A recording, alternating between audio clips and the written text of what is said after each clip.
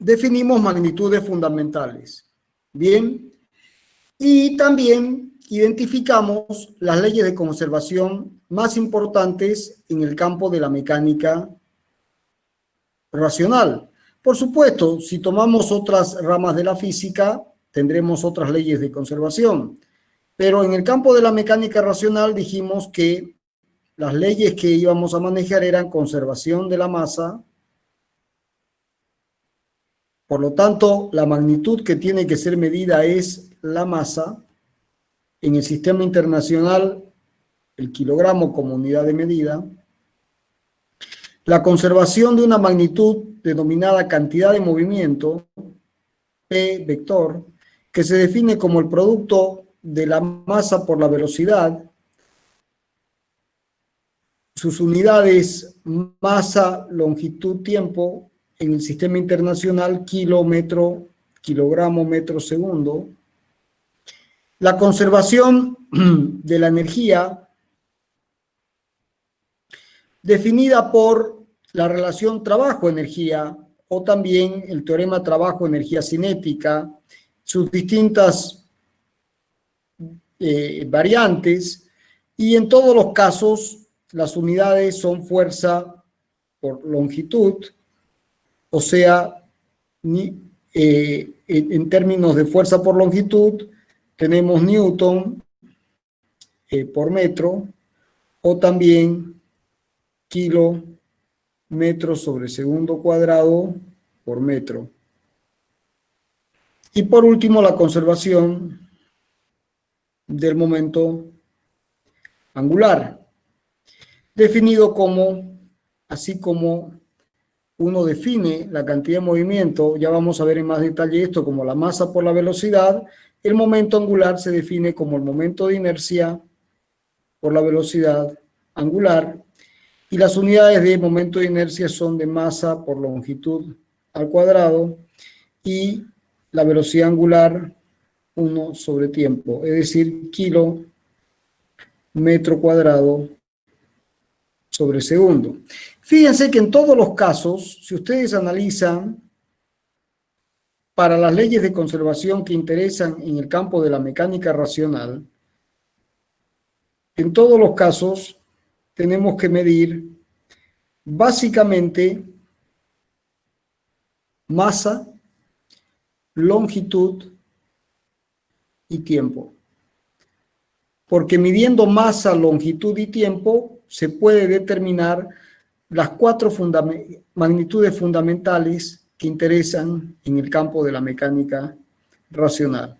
Masa, cantidad de movimiento, energía y momento angular. ¿Se entendió hasta acá? Sí, ingeniero. Sí, ingeniero. Sí, ingeniero. Bien. ¿Se entendió? Bueno, entonces vamos un paso adelante. Bien. Entonces,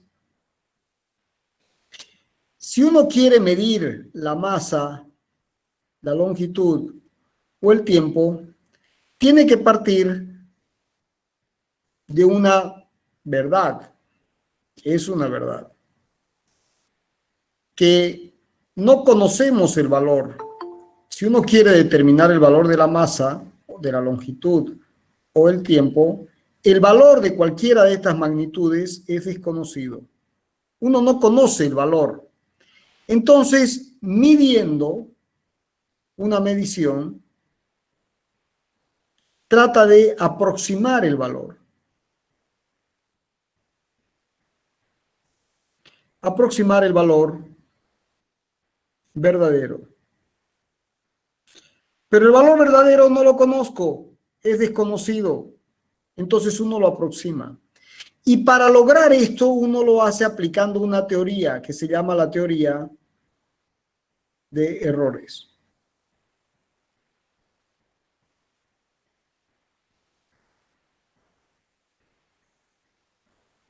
Que ustedes han visto algo en física básica y deberían haber profundizado los conceptos fundamentales, no la teoría de errores como tal, pero la teoría de errores en los conceptos fundamentales que sustentan la teoría de errores en probabilidades, en el curso de probabilidades y estadística. Esta teoría de errores es extensiva a la medición de otro tipo de variables de gran aplicación en la ingeniería. Por ejemplo, si uno tiene una barra de acero,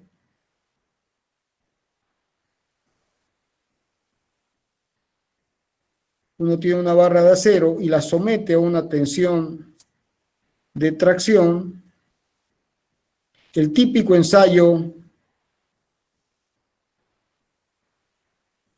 una carga P,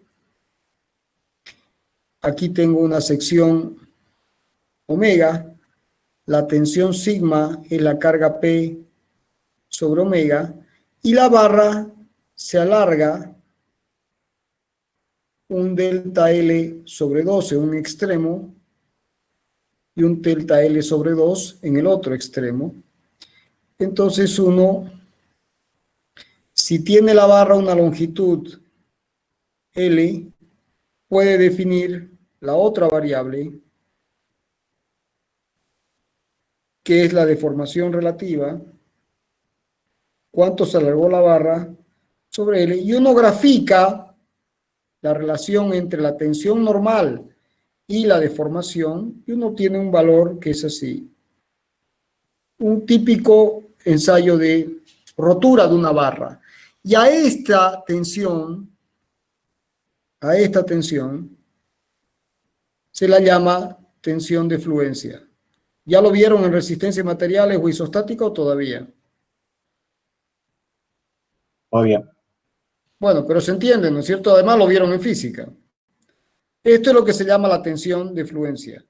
Bueno, entonces uno mide la tensión de fluencia. Uno mide P, mide el área, mide delta L, mide L. Fíjense que tengo que medir P, tengo que medir omega, tengo que medir delta L y tengo que medir L. ¿Para qué? Para aproximar la tensión de fluencia, es decir, la tensión máxima con la que uno va a trabajar en la práctica. A partir de ahí, la barra ya no toma carga. Se empieza a deformar, fíjense que sin aumentar la tensión, no toma carga y se deforma, Entonces, esto es lo que se llama la tensión de fluencia.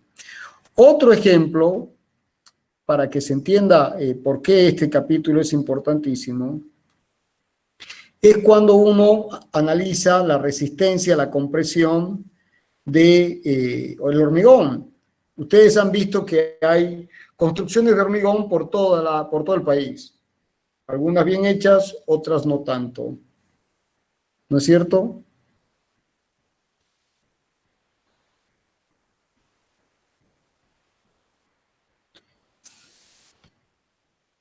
Bien. Entonces, cuando uno trata de determinar la resistencia a la compresión, por ejemplo, supongamos que están vaciando una viga.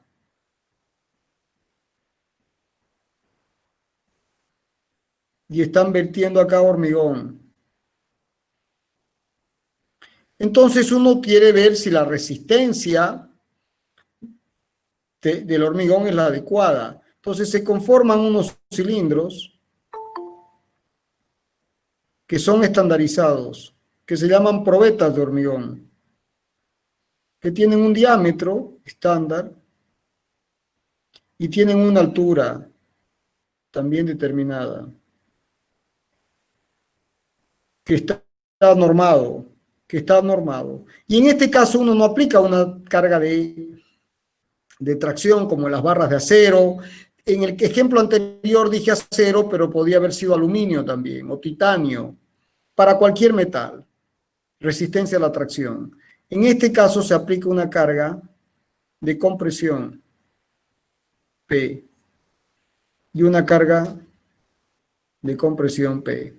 Entonces, como uno conoce el diámetro, uno tiene la carga de compresión, sigma, que vale P sobre el área, siendo esta el área. Bien, y nuevamente uno grafica el acortamiento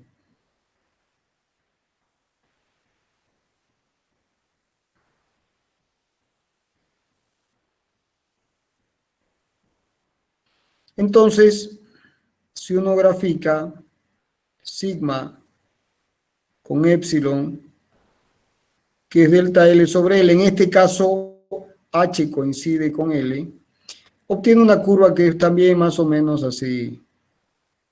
Más o menos así. Y a esta resistencia se la llama resistencia característica de compresión del hormigón y se la denota con esta letra.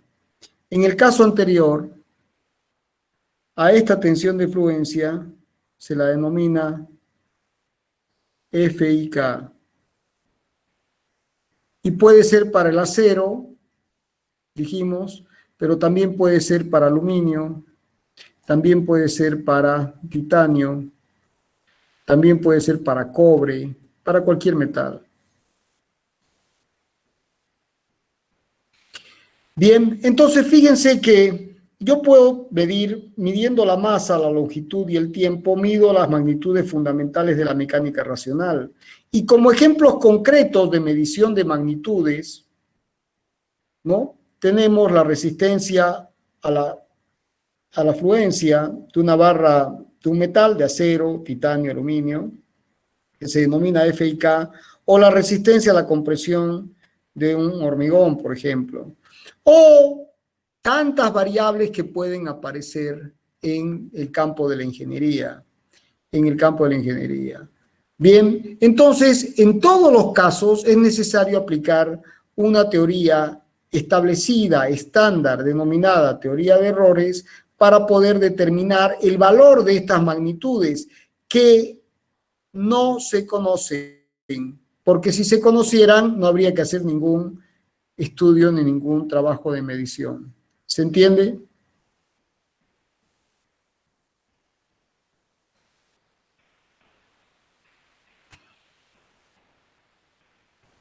Bien, ¿estamos jóvenes? Sí, Sí, ingeniero. Bien.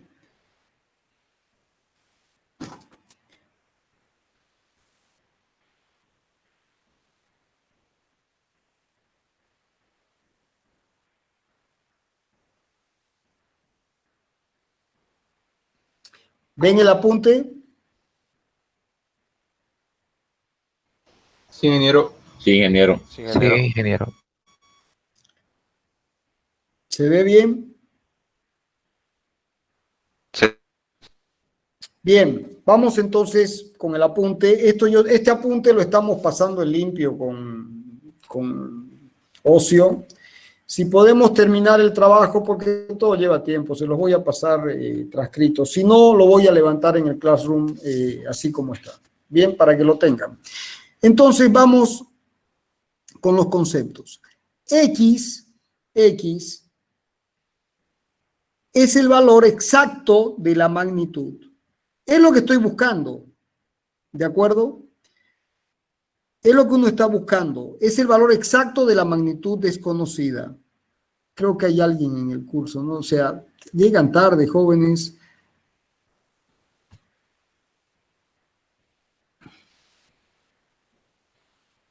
Hay algunos que están entrando y saliendo porque aumentan. No,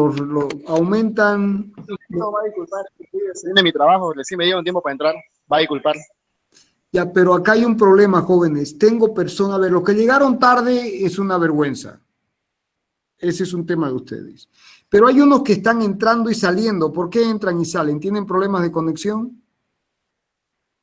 Ahorita me han dicho que Entel está un asco su señal por el lado norte. Tal vez sea por eso. ¿Cómo, perdón? Entel está un asco su señal por la zona norte. Me han dicho eso unos amigos que igual quieren entrar y no pueden. Bueno, jóvenes. Ya, pero me están recibiendo bien. Sí, ingeniero, todo bien. Sí, ingeniero. Todo bien. Sí, ingeniero. Me Bien. escucha bien.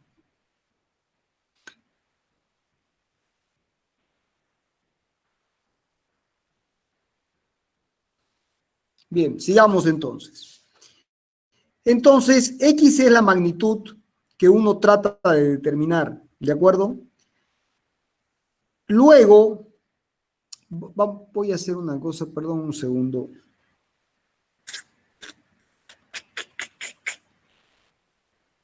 Un momento, por favor. Ya, sigamos. N es el número de mediciones, ¿de acuerdo? N es el número de mediciones. Y luego vamos a definir los valores medidos, los vamos a designar como X sub R, donde R es el número de medición, o sea, la medición X minúscula sub R, X1, X2, X3, X sub N.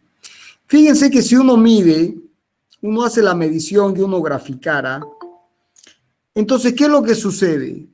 Que uno tiene un error absoluto. Es decir, esto para que quede claro,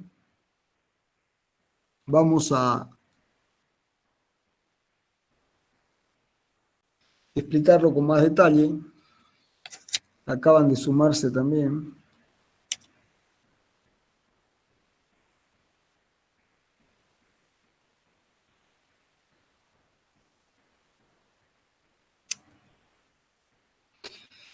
Bien, entonces, fíjense que X es el valor que estamos tratando de determinar. Es la magnitud desconocida. N es el número de mediciones. Y X sub R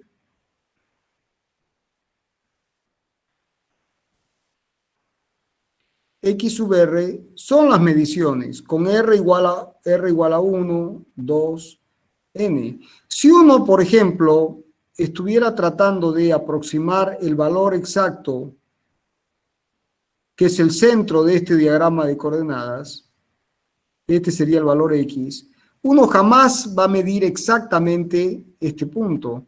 Uno tendrá mediciones aproximadas de esta forma. A esta distancia la llamamos error absoluto, delta sub A. Bien, pero además yo podría tener una medición de esta forma. O sea que este sea el valor verdadero y tengo un error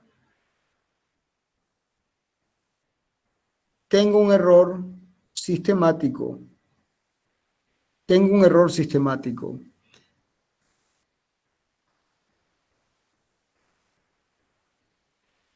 Entonces el error absoluto será este. Pero además también tenemos lo que se llama, por ejemplo, si estuviéramos midiendo una longitud, vamos a tener una graduación. Y esto es la mínima lectura del instrumento de medición, es el error de escala. O sea que el error total va a ser la suma del error sistemático, que es este, más el error de escala por el instrumento de medición, que siempre va a estar presente, más el error aleatorio. Perdón, yo dije absoluto, hace un momento cometí un error, aleatorio. ¿Y por qué es aleatorio? Porque siempre está presente en las mediciones, por eso es un error aleatorio, como ustedes se supone que han estudiado en física con más detalle. Bien, ahora, en la práctica, uno detecta el error sistemático y lo corrige. Y uno en general conoce el error de escala y con esto define el número de cifras significativas. Entonces, uno deja de lado estos dos errores y termina estableciendo que el error cometido se aproxima directamente con el error aleatorio. O sea que hablar de delta sub A es lo mismo que hablar de delta, porque se supone que hemos corregido el error sistemático y el error de escala se está manejando con el número de cifras significativas. ¿Se entendió?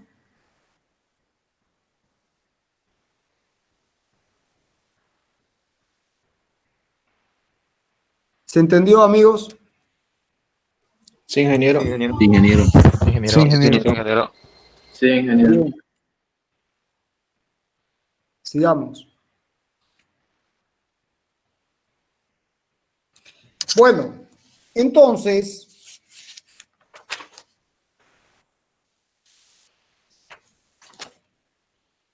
Vamos a definir de la misma forma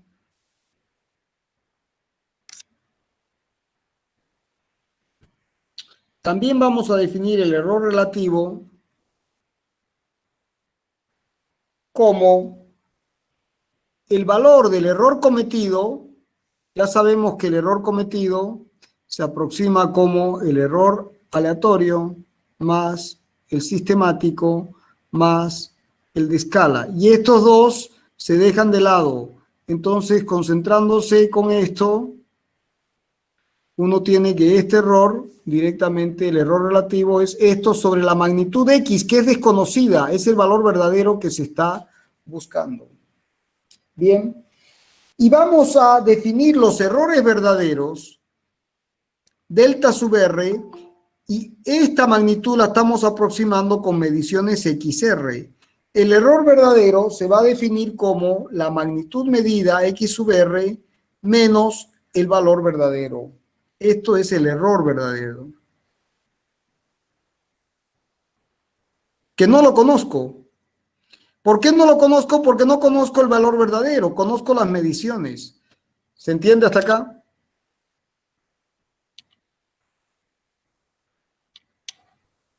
Sí, ingeniero. Bien.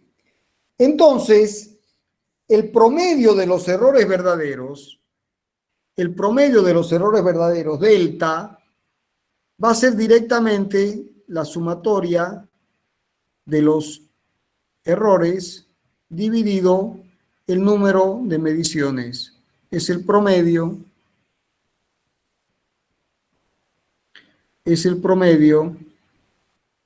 de los errores verdaderos.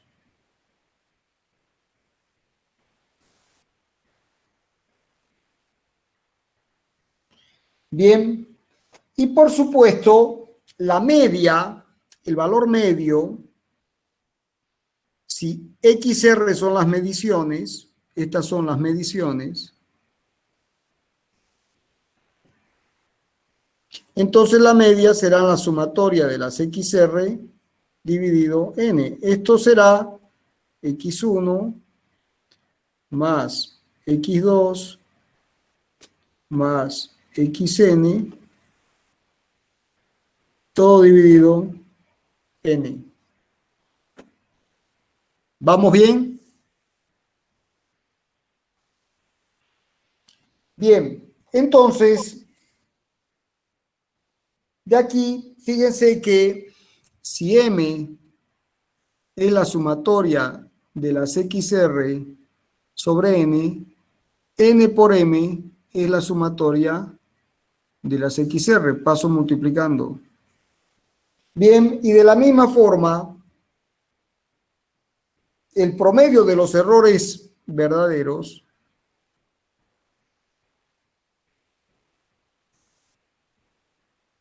se podrá, por la propiedad distributiva de la sumatoria,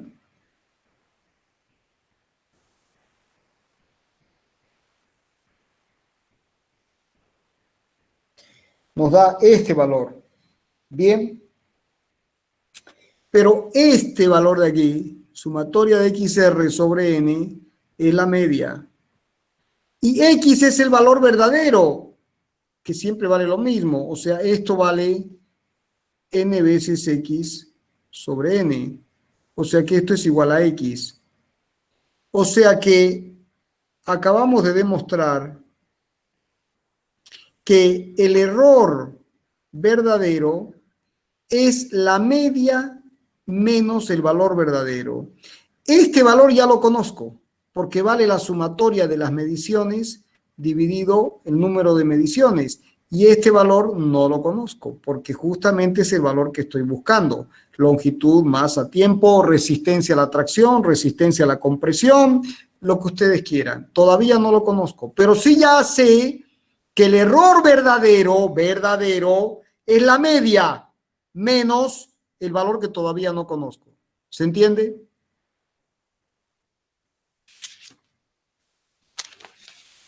¿Se entendió o hay alguna duda hasta aquí? Sí, ingeniero, ¿se entendió? Se entendió, ingeniero. Bueno, ahora, en la práctica, jóvenes, uno puede tener delta igual m menos x o delta igual x menos m, porque x puede ser mayor, menor o igual. Entonces lo que interesa es el valor absoluto. Entonces no se hagan problema, porque x puede ser mayor que la media o puede ser menor que la media. O sea, en este caso x es mayor que la media y esto me da positivo. En este caso me puede dar negativo, es decir, x puede ser mayor, menor o igual que la media. Entonces lo que interesa es el valor absoluto de la diferencia. Bien.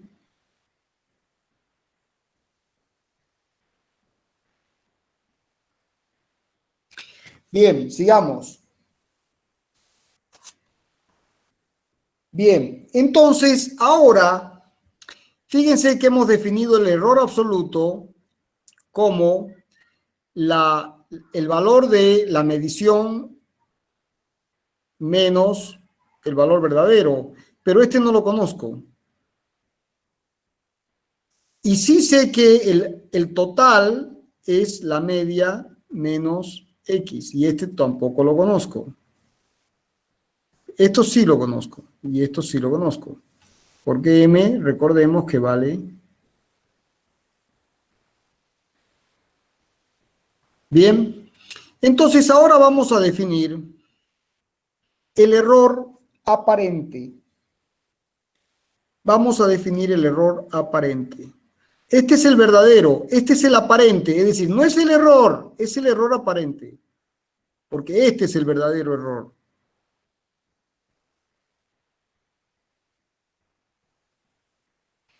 Y este error aparente lo vamos a definir como, así como definimos esto menos el valor verdadero, va a ser el valor medido menos la media, porque ya sabemos que la media permite aproximar el error.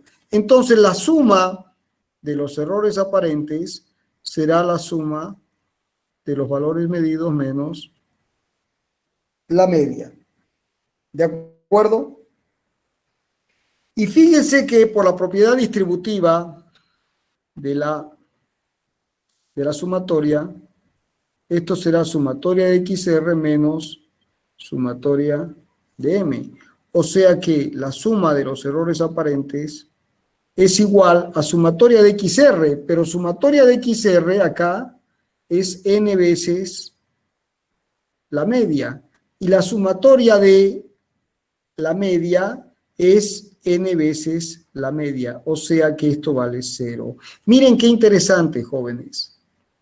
Esto que acabamos de demostrar es algo extremadamente importante. La media, que uno la usa sin saber qué es el valor que hace 0 la suma de los errores aparentes. Acabamos de demostrar que el valor medio es el que anula la suma de los errores aparentes. ¿Les quedó claro? Sí, ingeniero. O sea que el valor medio no es un valor cualquiera. Ese valor medio que uno dice cuando es estudiante, saca el valor medio. Se aproxima con la media. No, la media, acabamos de hacer una demostración matemática de que la media es el valor que anula la suma de los errores aparentes. No es un valor cualquiera, es un valor especial que tiene esa particularidad, que reduce a 0 la suma de los errores aparentes. Si queremos hacer una interpretación gráfica de esto, ¿qué es lo que vamos a tener? Que si nosotros graficamos aquí la variable y esta es la media, ¿qué va a suceder? Que las mediciones se van a acomodar así. ¿Se entiende? Y este es el error aparente 1. El error aparente 1. Este es el error aparente 2. Este es el error aparente 3. Y este es el error aparente Résimo. Y fíjense que como es la media, yo tengo errores aparentes que están aquí arriba. Todo lo que está aquí arriba es positivo y lo que está aquí abajo es negativo. Por lo tanto, la suma de los errores aparentes por definición de valor medio, ¿cuánto va a dar? 0, porque los errores positivos se compensan con los errores negativos. Es decir, la media es el valor que justamente compensa los errores positivos con los errores negativos. Bien.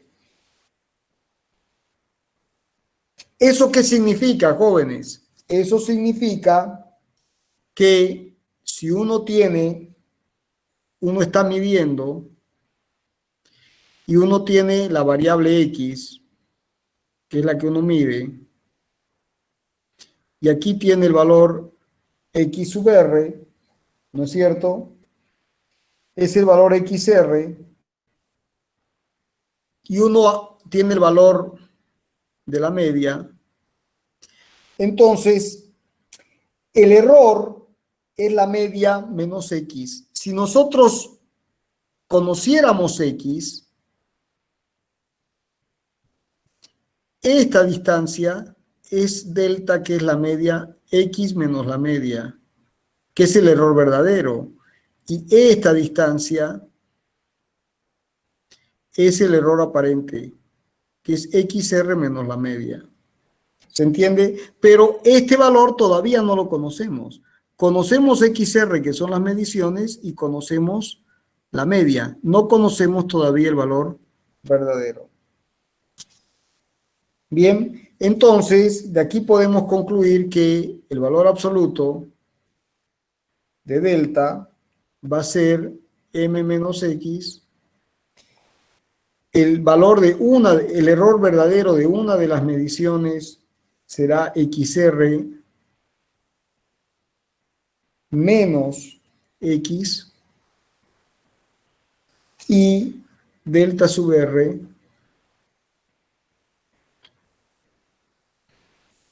XR menos la media. Bien.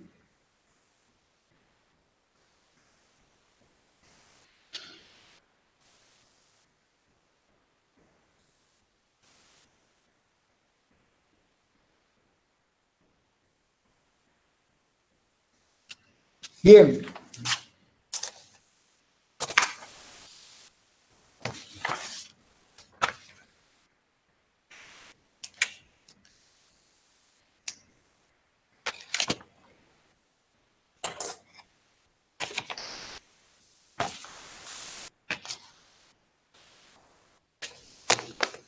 Llegado a este punto, jóvenes, vamos a definir las propiedades del valor medio.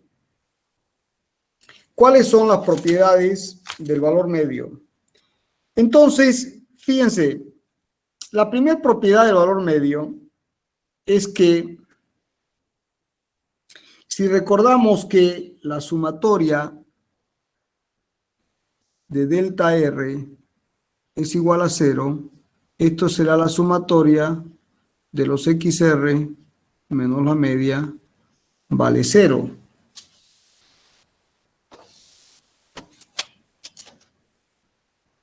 Bien, entonces delta R va a ser igual a XR, vamos a cambiar de color. Delta R va a ser igual a XR menos el valor verdadero. Y delta R es igual a XR menos la media. Si yo resto delta R menos delta R, será esto menos esto, o sea, XR menos X menos XR más M. Y esto con esto se va, y esto es M menos X. Bien. Ahora, de esta expresión podemos tener que delta R, despejando de acá, tenemos que es delta R, este término lo paso al otro lado sumando, más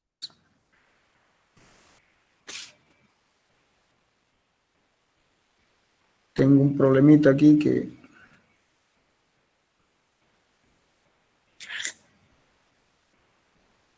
Se me infiltró una...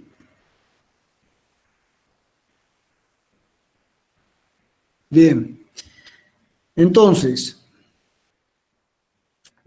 delta R, despejamos este valor y tendremos delta R más M menos X. Pero M menos X es delta, o sea, delta R es delta R más E menos delta. Esto es menos delta. Bien, bueno, entonces hemos llegado, jóvenes, a la conclusión de que el error verdadero es el error aparente menos el promedio de los errores verdaderos. Bien, bueno, esto lo podemos elevar al cuadrado. Es decir, hemos llegado a la conclusión de que el error verdadero se puede expresar como el error aparente menos el promedio de los errores verdaderos. Bien, entonces, si ahora elevamos al cuadrado este término, ¿qué nos queda? Nos queda delta R menos delta al cuadrado es igual a delta R al cuadrado menos 2 delta R por delta más delta al cuadrado. Bien, y si ahora se sumamos,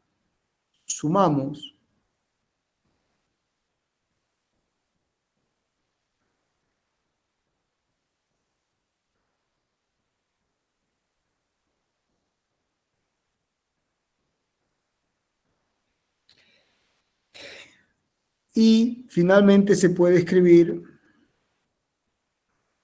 sumatoria de los delta R al cuadrado menos, fíjense que este término y este término son constantes en la sumatoria, o sea, 2 delta por la sumatoria de los delta R, pero este término, ¿cuánto vale? Vale 0, más sumatoria de los delta al cuadrado. O sea que tenemos sumatoria delta R al cuadrado es igual, en definitiva, a la suma de los errores aparentes al cuadrado más la suma de los delta al cuadrado, que esto es sumatoria de los delta al cuadrado. Y como este es el mismo valor siempre, esto va a ser igual a más n veces delta cuadrado. Bien. Bien. Y no nos olvidemos que delta vale m menos x. ¿Estamos? ¿Están ahí, jóvenes, o estoy hablando solo? Sí, ingeniero, estamos acá. Sí, ingeniero. Sí, estamos. Sí, ingeniero. ¿Se entiende? Sí, ingeniero. Estamos en la ingeniero. ¿Entienden? Bueno. Sigamos. Sigamos. Bien. Entonces, fíjense en lo siguiente. El error delta es m menos x. ¿No es cierto? Y hemos llegado a la conclusión, fíjense, que si hagamos la siguiente hipótesis, si x es igual a m, o sea, si x tomara el valor m, esto fuera igual a 0. Y delta sería 0 y este término valdría 0. Por lo tanto, bajo esta hipótesis, si x fuera igual a m, entonces delta es igual a 0 y la suma de delta r cuadrado, que es este término, sería igual a la sumatoria de delta R al cuadrado. Entonces, fíjense que ya encontramos algo muy interesante. El valor de la media minimiza los errores, los convierte en el mínimo valor posible y convierte los errores verdaderos al cuadrado, la suma de los errores verdaderos al cuadrado en la suma de los errores aparentes al cuadrado. ¿Se entendió? O sea que la media no es un valor cualquiera, es aquel valor que minimiza el error absoluto, el error verdadero, y por otro lado hace que la suma de los cuadrados de los errores verdaderos sea igual a la suma de los cuadrados de los errores aparentes. Bien, entonces, ¿cuáles son los temas de la teoría de errores? Entonces, en algunos casos se conoce X y uno busca la precisión de las mediciones XR. Precisión de mediciones X sub R. Este es el caso 1. Y el otro más común, que es el caso 2, uno no conoce X y uno aproxima el valor, aproximación de X, con mediciones X sub R. Bien, ¿se entendió? ¿Se entendió hasta acá, jóvenes? Sí, ingeniero. Sí, ingeniero. Sí, ingeniero. Sí, ingeniero.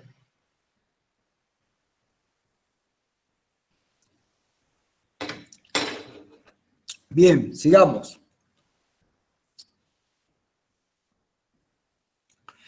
Entonces, ahora vamos a introducir un nuevo concepto, que es el concepto de desvío estándar.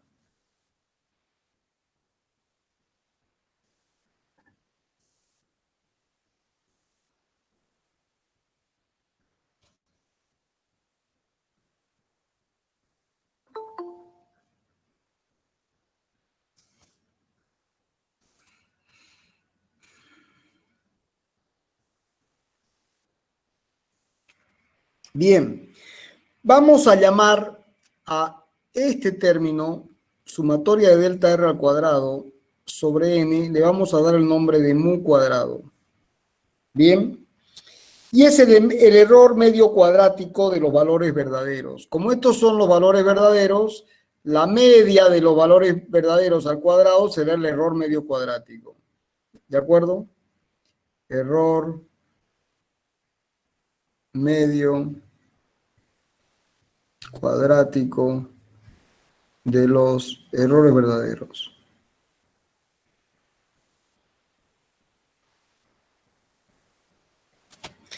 Bien, y a M será su aproximación. M minúscula será su aproximación. ¿Con quién? Con los errores aparentes. Bien, entonces,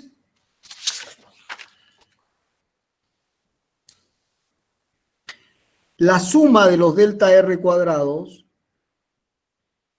que se determinó hace un momento, vale la suma de los delta R, los aparentes, más n por delta cuadrado. Es decir que este valor, fíjense, este valor es mu cuadrado por n. Y este valor será m cuadrado por n. Más n delta cuadrado. Bien. Si ahora divido por n, me queda que mu cuadrado va a ser m cuadrado más delta cuadrado. Es decir, mu cuadrado es m cuadrado más delta cuadrado. Ahora, la suma de los delta R cuadrados será igual a ¿qué? A delta 1 más delta 2 más delta n al cuadrado. Y esto va a ser igual a ¿qué? Al cuadrado del... Si ustedes tienen a más b al cuadrado, tenemos esto, ¿no es cierto? El cuadrado del primero más el cuadrado del segundo más el doble producto del primero por el segundo. Entonces acá cuando son más términos es el cuadrado del primero más el doble del primero por el segundo más el cuadrado del segundo. Entonces voy a sumar primero todos los cuadrados.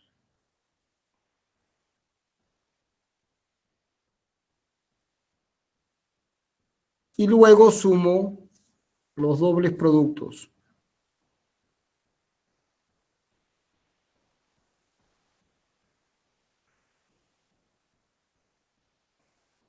Y así siguiendo, ¿se entiende, no es cierto?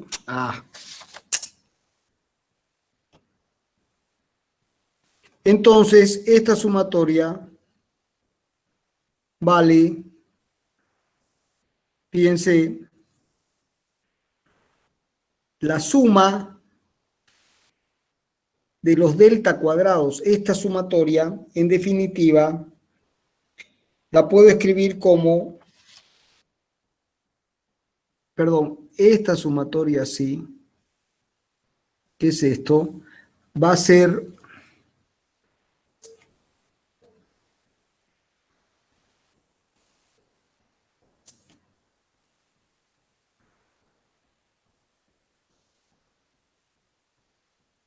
es esta sumatoria, ahora es adentro,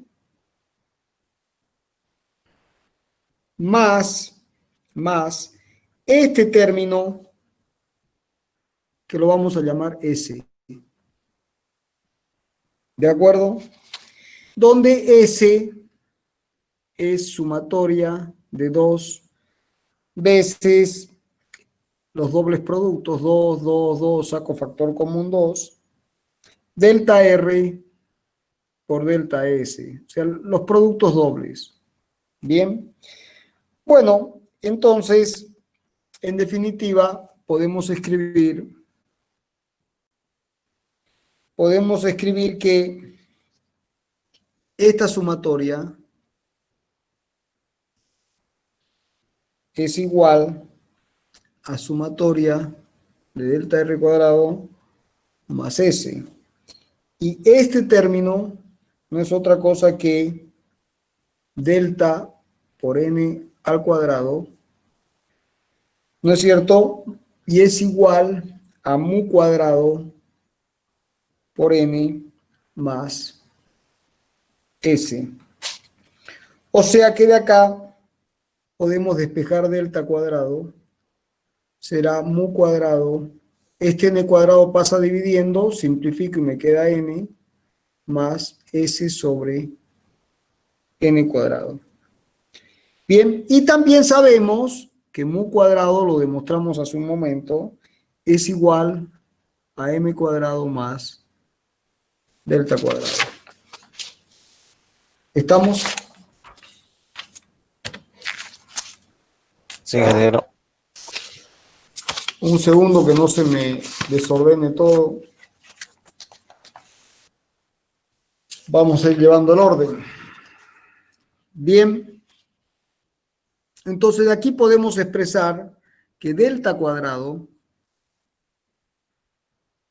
se puede expresar como mu cuadrado menos m cuadrado.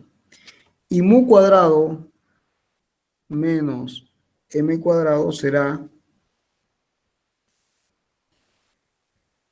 si sustituyo el valor de m cuadrado, fíjense que, bien, entonces, mu cuadrado, delta cuadrado, aquí, delta cuadrado es esto, ¿no? Delta cuadrado es mu menos m cuadrado. Mu cuadrado menos m cuadrado.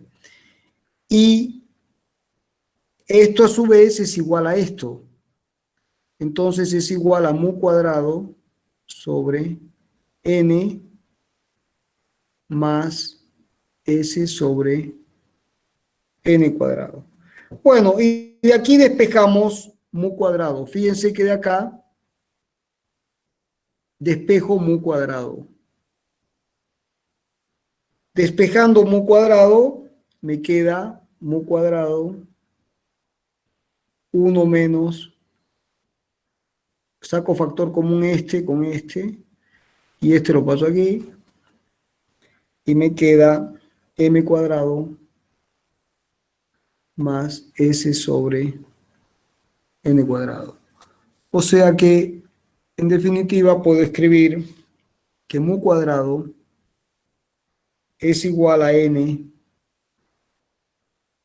por m cuadrado sobre n menos 1 más s por n cuadrado sobre n menos 1. Y simplificando este con este, nos queda que mu cuadrado es n por m cuadrado sobre n menos 1 más s por n sobre n menos 1.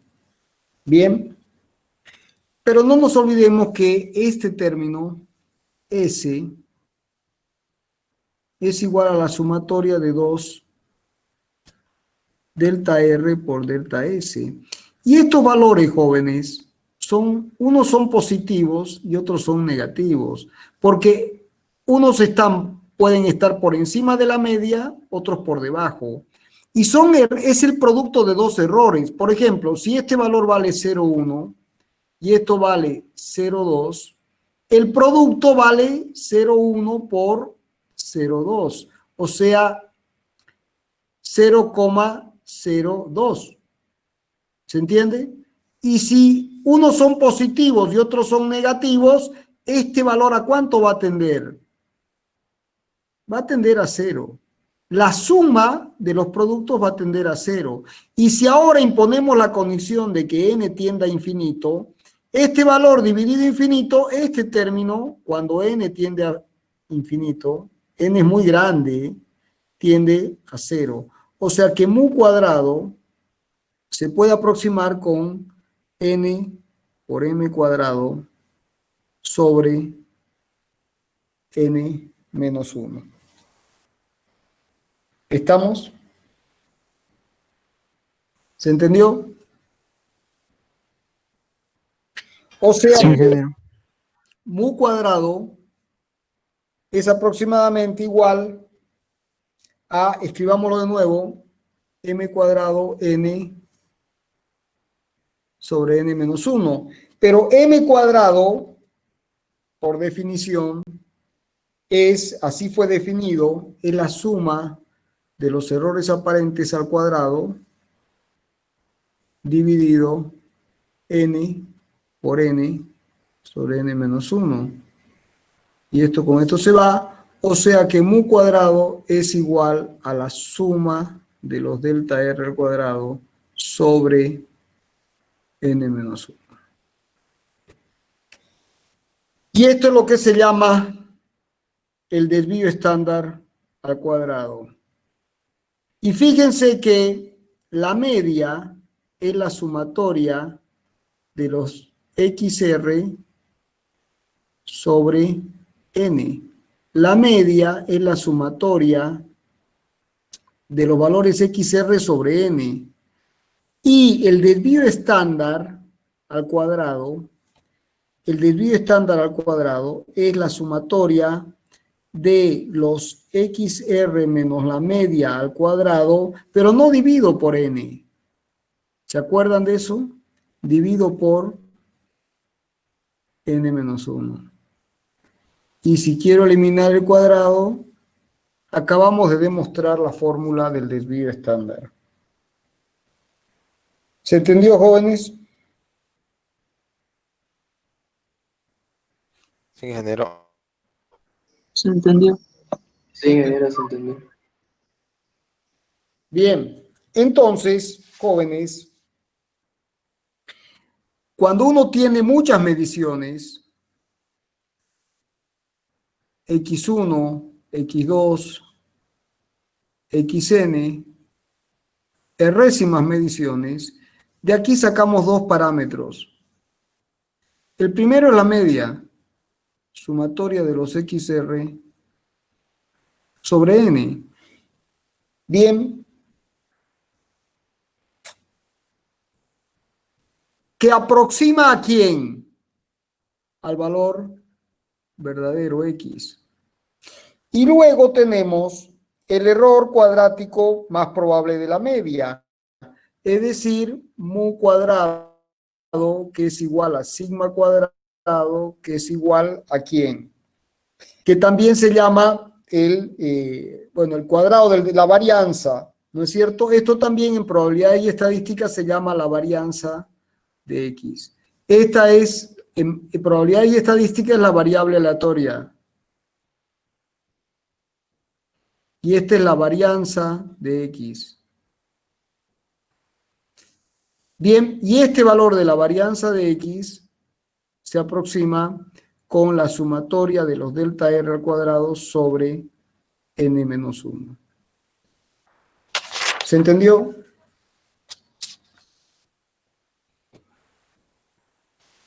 ¿Lo estudiaron en probabilidades y estadística? Sí, ¿Demostraron por qué la varianza se divide por N menos 1? solo no daba fórmulas, no. Este está más completo. A ver, jóvenes, presten atención a lo siguiente. Vamos a hacer un esfuerzo entre todos por entender la lógica y el desarrollo de las fórmulas. Esa es la materia. Esa lógica de que tomar la fórmula y aplicarla sin saber de dónde viene la fórmula y sin entender la fórmula no sirve, no es útil, es una pérdida de tiempo. No se puede aplicar fórmulas de memoria sin saber de dónde vienen y para qué sirven y bajo qué hipótesis fueron determinadas. ¿Se entiende? Entonces, probablemente esta sea la primera materia, por eso les cuesta tanto, porque es la primera materia en la que van a tener que aplicar las fórmulas, ¿de acuerdo? Pero antes de aplicar las fórmulas, ¿qué vamos a hacer?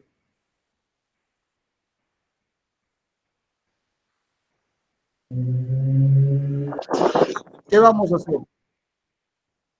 ¿Demostrarla? Demostrarlas. Exactamente, demostrarlas. Entonces, esta probablemente, no sé si lo han hecho en otra materia, no lo sé. ¿Lo hicieron en otra materia? Bueno, ese es el problema, jóvenes. Y ya deberían haberlo hecho desde el principio. Bueno, para todo hay una primera vez. Vamos a mirar hacia adelante. Vamos a tomar principios físicos y matemáticos y con esto vamos a demostrar fórmulas. Y luego, ¿qué vamos a hacer con las fórmulas? Se las va a aplicar. Y luego, ¿qué vamos a hacer con la aplicación? Interpretar los resultados y asegurarnos de que la interpretación de los resultados coincide con los principios físicos y matemáticos. Esto es interpretación. Bien, entonces toda la materia, jóvenes, va a seguir la misma lógica. Principios físicos y matemáticos, demostración de fórmulas, aplicación de las fórmulas, interpretación de los resultados en la aplicación y verificación de que eso coincide con los principios físicos y matemáticos. ¿Se entiende? Bien, sigamos. Entonces, delta cuadrado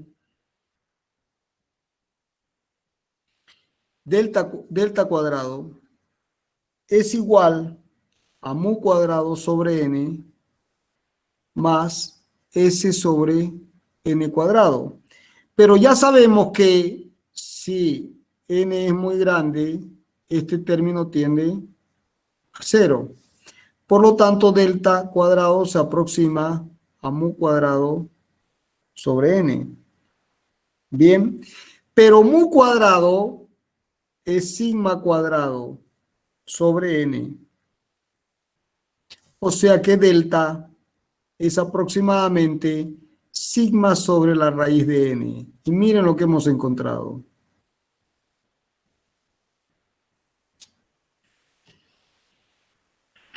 O sea que delta,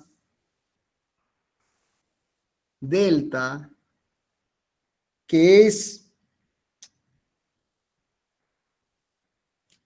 x menos m,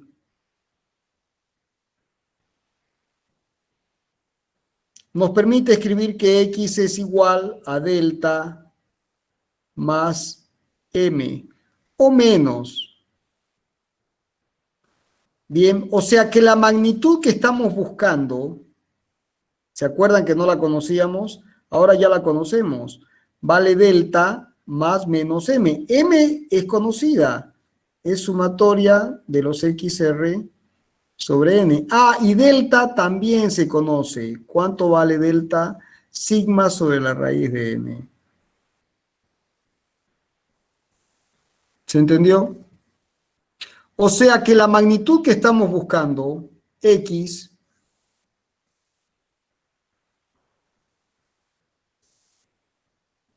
la magnitud que estamos buscando, x, la podemos aproximar como la media más menos delta, o sea, la media más menos sigma sobre la raíz de n. O sea que si esta es la media, esto será la media más sigma sobre la raíz de n,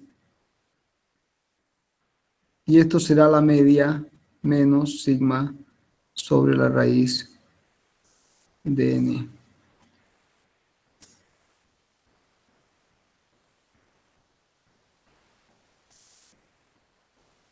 ¿Estamos?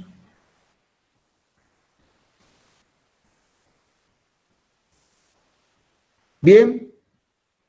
¿Y qué significa esto? Que el valor de x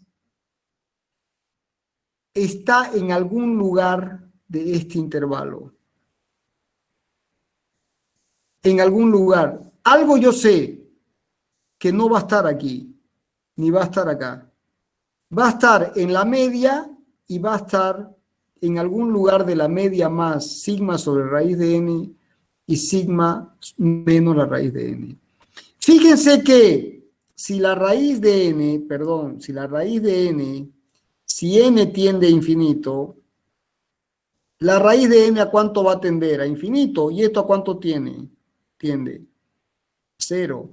O sea que si n es pequeño, el intervalo es así. Y si n es muy grande, el intervalo va a ser así. Esto es para n muy grande y esto es para n muy pequeño. O sea que si el número de mediciones aumenta, automáticamente ¿a cuánto tiende el valor?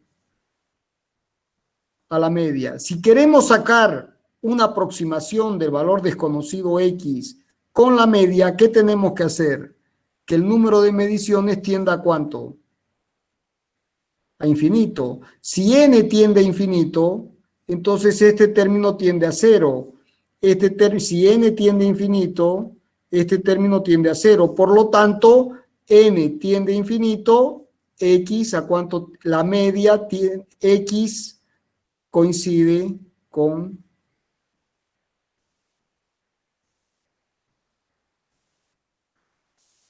n tiende a infinito, x coincide con la media. ¿Se entiende? Sí, ingeniero. ¿Todos lo entendieron? Sí, ingeniero. Ingeniero. Bueno. ¿Qué pasa?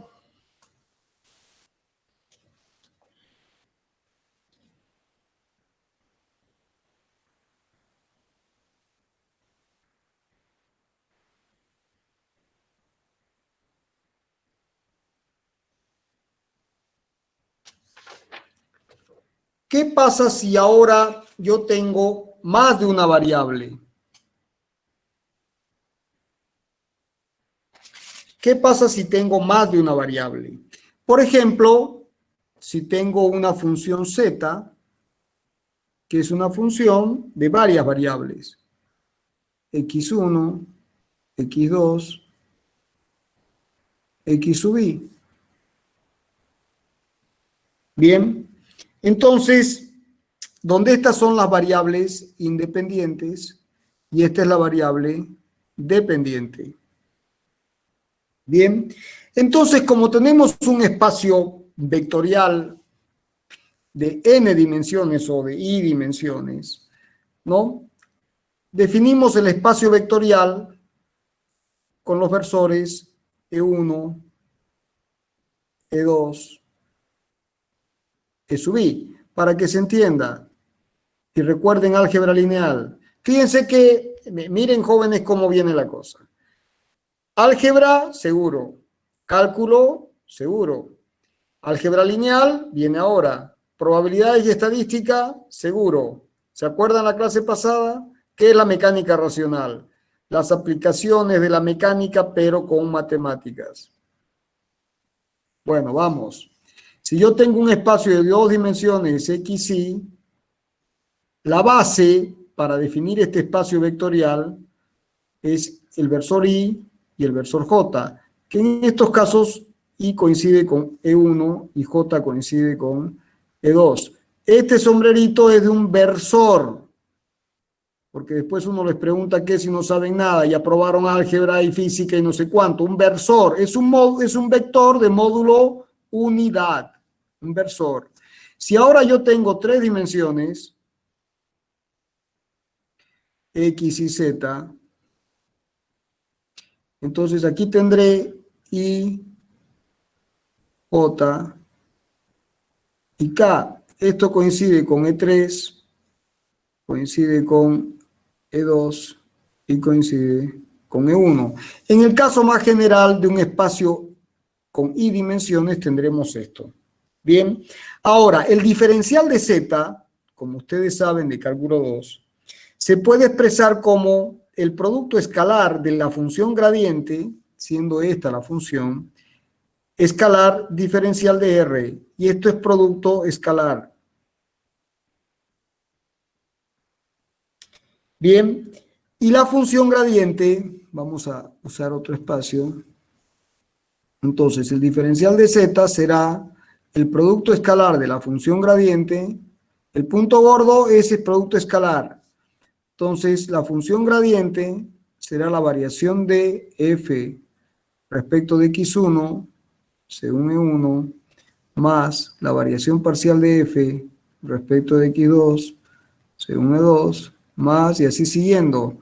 Esto va a ser igual a la sumatoria de las variaciones de f respecto de xy por e sub i. Y el vector diferencial de R es el vector desplazamiento, que se expresa como dx1 según E1 más dx2 según E2 y así siguiendo. Entonces, si se hace el producto escalar de estos dos vectores, el diferencial de z se puede expresar como dfx1 por dx1 más df respecto de x2 y así siguiendo, o sea, sumatoria de f respecto de xy por dxy. ¿Estamos? O sea que si ahora hacemos la interpretación gráfica de esto,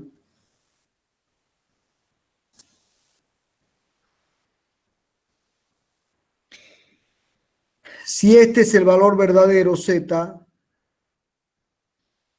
este va a ser su valor aproximado, z más diferencial de z. Y el diferencial de z está dado por esta sumatoria.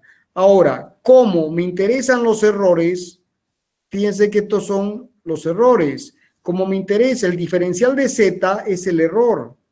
Como me interesan los errores será la sumatoria de fxy, la variación de la función respecto a cada una de las variables en valor absoluto por dx y también en valor absoluto.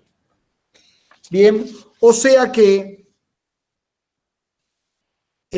si aproximamos ahora el diferencial de z con un incremento, esto se podrá aproximar como la sumatoria de las variaciones parciales de la función con respecto a cada una de las variables por los delta xy. ¿Se entendió?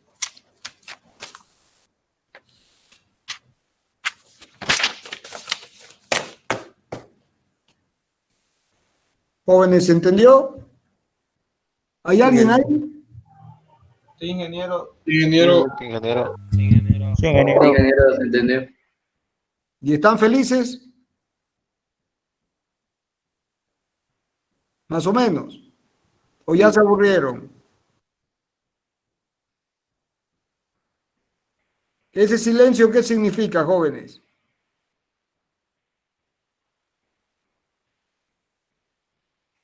Bueno.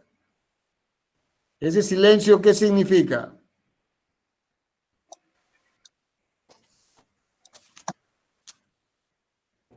Bien.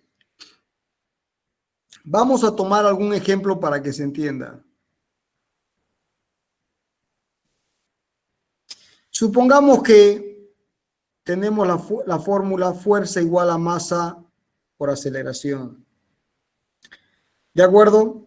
Entonces, fíjense que la fuerza es una función de la masa y de la aceleración. Tenemos una función z como una función de dos variables.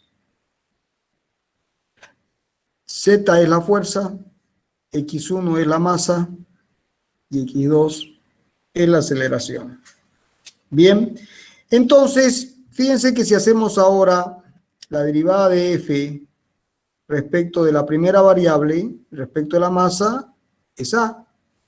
Y la derivada de la fuerza respecto de la aceleración es m.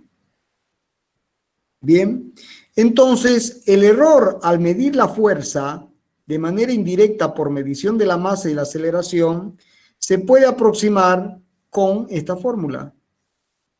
De f a dx es a por delta x, ¿de acuerdo?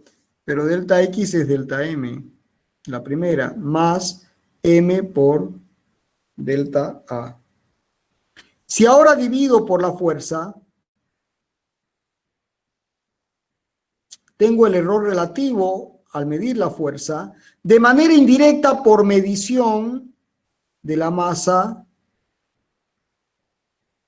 y de la aceleración. Entonces, fíjense que el error relativo al medir la fuerza es el error relativo al medir la masa más el error relativo al medir la aceleración. Fíjense que en este caso los errores relativos se suman y me dan el error relativo de la fuerza. ¿Estamos? Sí, ingeniero. Bien, vamos a tomar un ejemplo un poquito más detallado para que se entienda. Ahora vamos a medir la fuerza en el caso del campo gravitacional terrestre o una fuerza de atracción gravitacional. La fuerza, por la ley de gravitación universal, vale la constante de gravitación por la masa de uno de los cuerpos por la masa del otro dividido r cuadrado.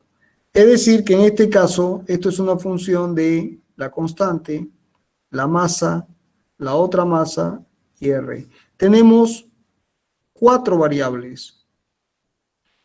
Bien, se los voy a dejar como tarea. Hacen la derivada de f respecto de g. Empezamos con esta. Hacen la derivada de f con respecto a m. Hacen la derivada de f con respecto de la masa menor. Y hacen la derivada de la fuerza respecto de la separación. Y por supuesto el delta F será la sumatoria de los valores absolutos de la fuerza F respecto de XY por delta XY. Y luego este delta F lo dividen por F y obtienen epsilon F. Les va a dar lo siguiente. Epsilon F va a ser igual a el error al medir la constante de gravitación más el error al medir la masa más el error al medir la masa menor, y aquí aparece 2 veces el error al medir la separación de las distancias. Como este exponente está al cuadrado, aquí aparece un 2. O sea que fíjense, al medir la fuerza de manera indirecta, yo sumo los errores de cada una de las variables, de la constante de gravitación y de las masas, pero como esta expresión está elevada al cuadrado, el error que cometa al determinar R va multiplicado por 2. O sea que no siempre la suma de los errores es la suma directa. ¿Estamos? Bueno, en el apunte también tienen otros ejemplos, se los dejo como tarea para que practiquen. ¿Estamos? Bueno, Ingeniero. vamos a parar aquí, se ha hecho un poco larga la clase y con una condición, yo podría seguir, jóvenes, pero yo creo que podemos hacer un alto y terminamos la clase que viene. Es importantísimo que estudien la ley de Gauss para la próxima clase. Si lo vieron en probabilidades y estadística, en buena hora. Si no lo vieron, lo siento mucho, vayan a estudiar. Entonces vamos a ver temas para estudiar. Ley de Gauss. Segundo tema, teorema central del límite.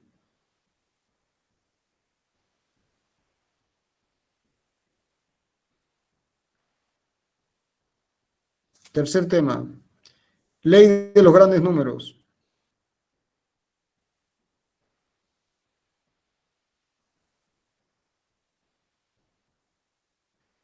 Y el ajuste chi cuadrado.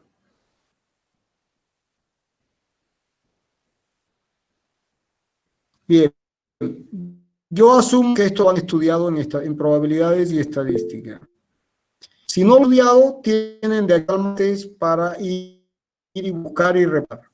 Y yo los ayudaré en lo que pueda con las aplicaciones a teoría de errores.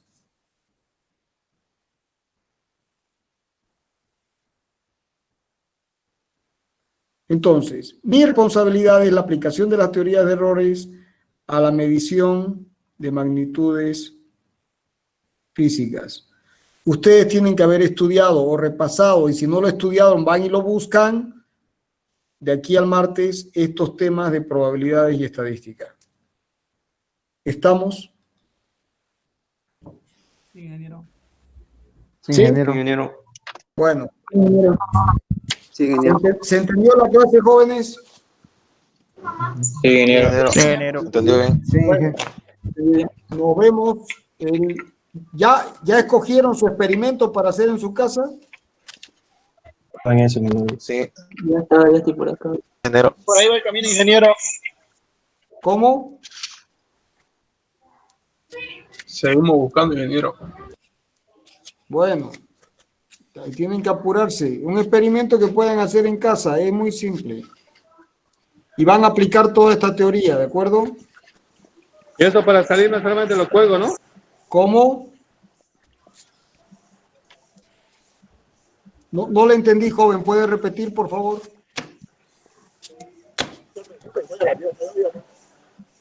¿Puede repetir, por favor? No entendí lo que dijo. Vaya, la mierda, ¿no?